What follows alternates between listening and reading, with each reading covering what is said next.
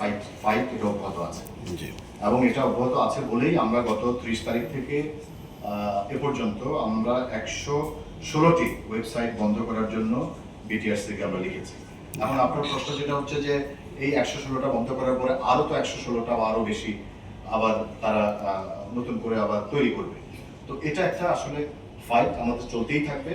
আমরা যখনই দেখব নতুন ওয়েবসাইট আসছে আমরা সেটিও আবার বন্ধ করব, এটা আমরা বন্ধ করব। পাশাপাশি এটার পিছনে যারা জড়িত তাদেরকে আমরা আইনের আওতায় নেওয়ার জন্য আমাদের সর্বাত্মক প্রচেষ্টা আছে এবং যে প্রসেসের অংশ হিসাবে আমরা আজকে এই যে 23টি ওয়েবসাইটের যে একদম সমূলে আমরা তাদেরকে গ্রেফতার করেছি এবং এটি আমরা বন্ধ করে দিচ্ছি।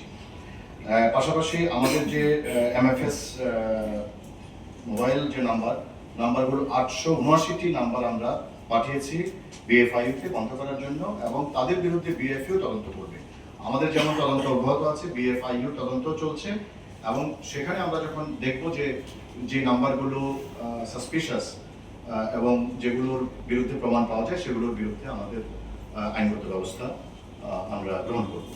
তো মূল কথা হচ্ছে যে এটা আসলে যেহেতু ওয়েবসাইটগুলো বাংলাদেশ থেকে বেশিরভাগ ক্ষেত্রেই আমরা যেটা জানি যে বেশিরভাগ ক্ষেত্রে ওয়েবসাইটগুলো মেনটেন করা হয়, তৈরি করা হয় বাইরে থেকে। তো এগুলো আসলে আমাদের এখন চাইলে এখনই বন্ধ করে ফেলাটা এটা ডিফিকাল্ট এবং এখন চাইলে এখনই আসামি আমি অ্যারেস্ট করতে পারা সেটাও ডিফিকাল্ট। বাট এগুলো একটা লেগে থাকার একটা প্রক্রিয়া, যেগুলো আমরা প্রতিনিয়ত এগুলোর পিছনে লেগে আছি 24/7। আমি আপনাকে বলেছি যে সাইবার প্যাট্রোলিং আমরা করছি এবং এই সাইবার প্যাট্রোলিং এর মাধ্যমে আমরা আমাদের অ্যাচিভমেন্টগুলো আমরা যখনই করবো আমরা আপনাদেরকে জানিয়ে দেবো। এবং এটা আসলে এমন একটা প্ল্যাটফর্ম যেটা আসলে আমি এখনই চাইলে এখনই সবগুলো ওয়েবসাইট বন্ধ করে দেওয়া অথবা সব আসামি গ্রেফতার করে ফেলা এটা সম্ভব না।